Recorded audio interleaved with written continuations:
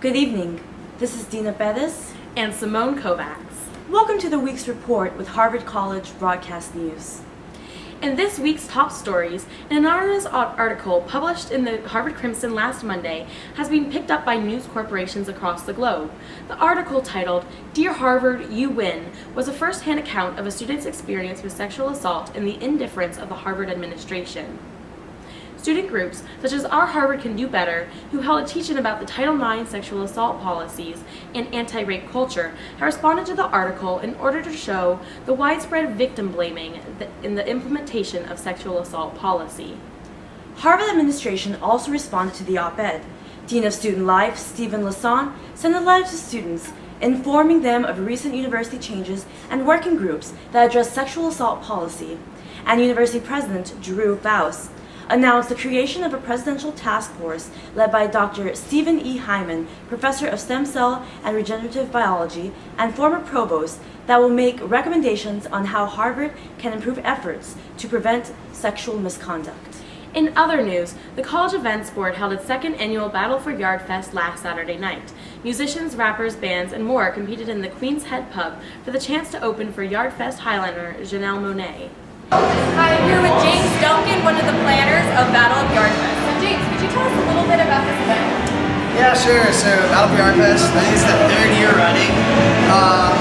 Pretty much, the idea is to get student bands the opportunity to play on a big stage with big artists. And Battle of Yardfest does that Battle of Bands competition where our student body is able to vote on what bands they like the most.